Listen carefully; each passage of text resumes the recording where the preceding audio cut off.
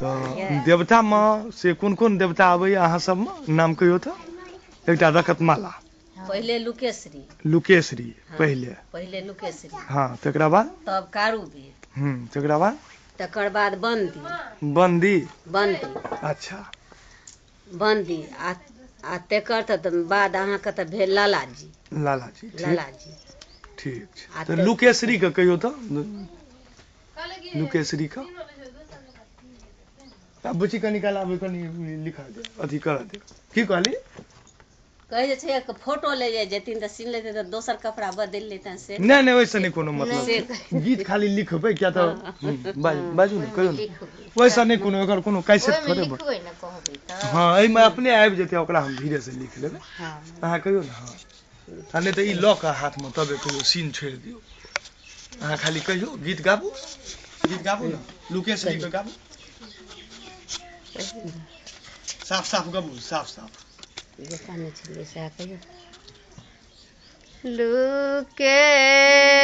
लुकेश्वरी आंगना चनना घना गछिया तहि तर कोइली घमासाना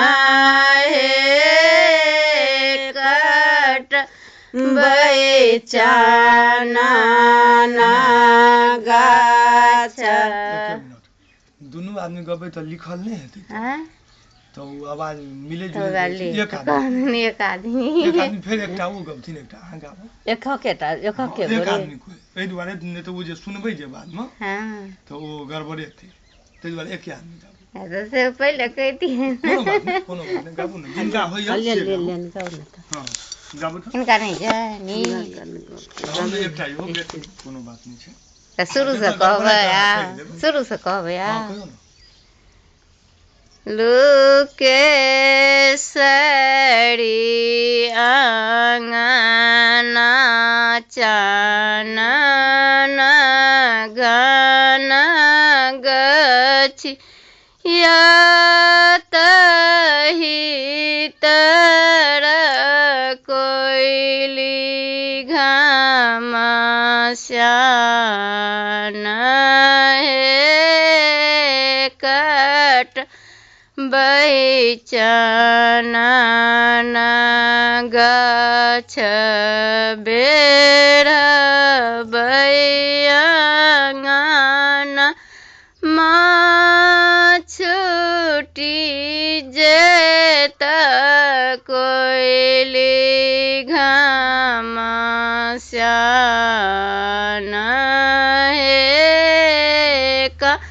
न लगली खीज लागल बना के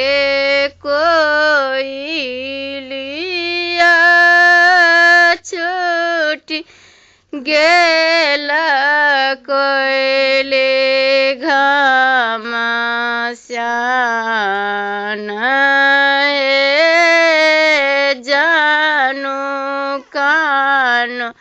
जानू खीजु बना के कोइलिया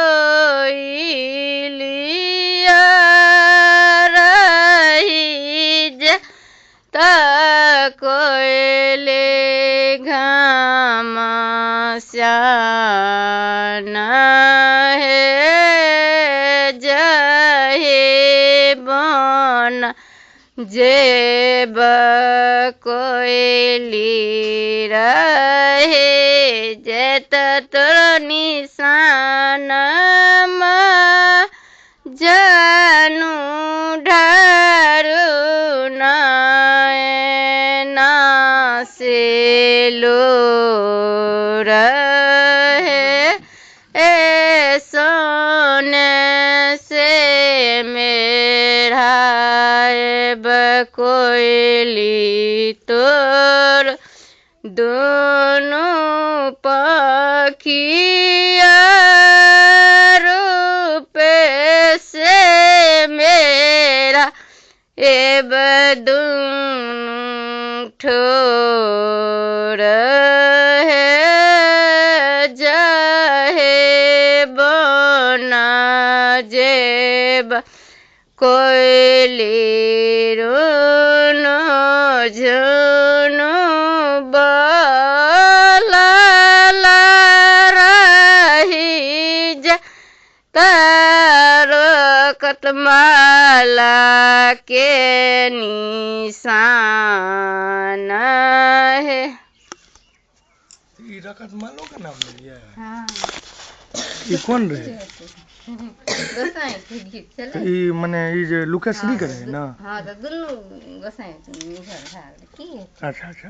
रकतमाला का अलग से हो है ना? हाँ। रकतमाला वाला कहियो तो? रकतमाला वाला वही में मिलल छे हमरे सब देवता में। अच्छा अच्छा। ओकर गीत अलग है ना?